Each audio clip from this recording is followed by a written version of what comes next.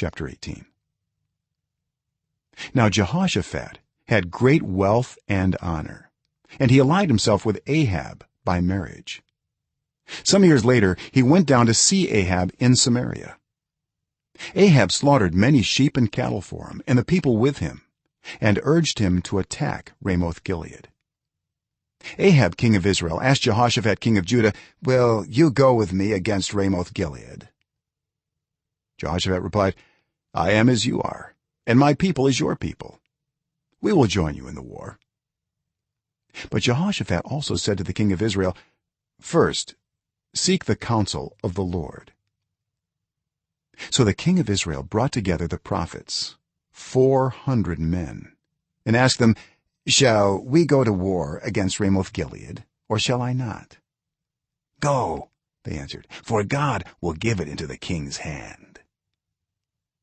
But Jehoshaphat asked, "Is there no longer a prophet of the Lord here whom we can inquire of?" The king of Israel answered Jehoshaphat, "There is still one prophet through whom we can inquire of the Lord, but I hate him, because he never prophesies anything good about me, but always bad. He is Micaiah son of Imlah." "The king should not say such a thing," Jehoshaphat replied. So the king of Israel called one of his officials and said, "Bring Micaiah son of Imlah at once." Dressed in their royal robes, the king of Israel and Jehoshaphat king of Judah were sitting on their thrones at the threshing floor by the entrance of the gate of Samaria, with all the prophets prophesying before them. Now Zedekiah son of Chenaanah had made iron horns, and he declared, "This is what the Lord says, with these you will gore the Arameans until they are destroyed." All the other prophets were prophesying the same thing. "Attack Ramoth Gilead and be victorious," they said, "for the Lord will give it into the king's hand." The messenger who had gone to summon Micaiah said to him, "Look, the other prophets without exception are predicting success for the king.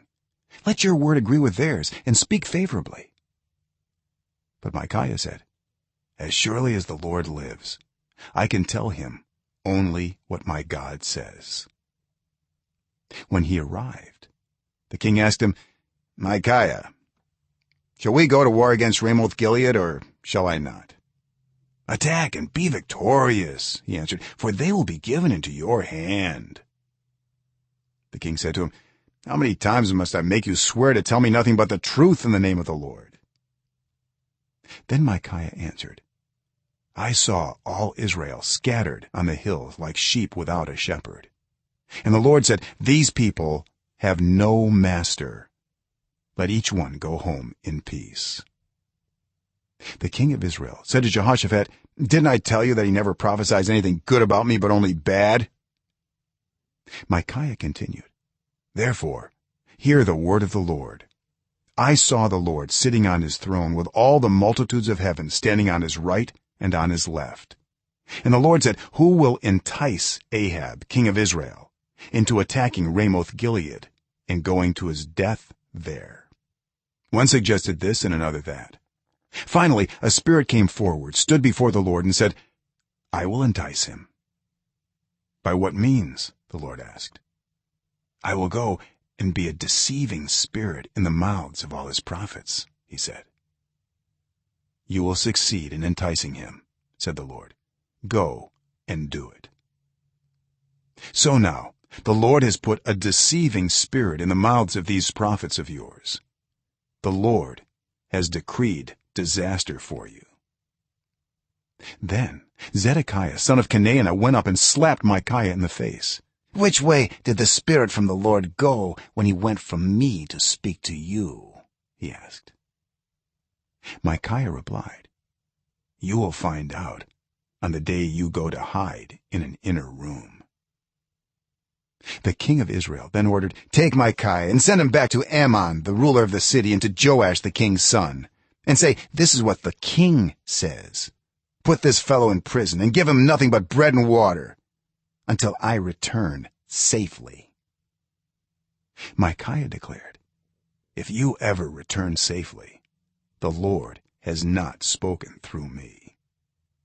Then he added, "Mark my words, all you people." So the king of Israel and Jehoshaphat king of Judah went up to Ramoth Gilead. The king of Israel said to Jehoshaphat, I will enter the battle in disguise, but you wear your royal robes. So the king of Israel disguised himself and went into battle. Now the king of Aram had ordered his chariot commanders, do not fight with anyone, small or great, except the king of Israel. When the chariot commanders saw Jehoshaphat, they thought, this is the king of Israel. So they turned to attack him. But Jehoshaphat cried out, and the Lord helped him. God drew them away from him. For when the chariot commanders saw that he was not the king of Israel, they stopped pursuing him. But someone drew his bow at random and hit the king of Israel between the breastplate and the scale armor. The king told the chariot driver, wheel around and get me out of the fighting. I've been wounded.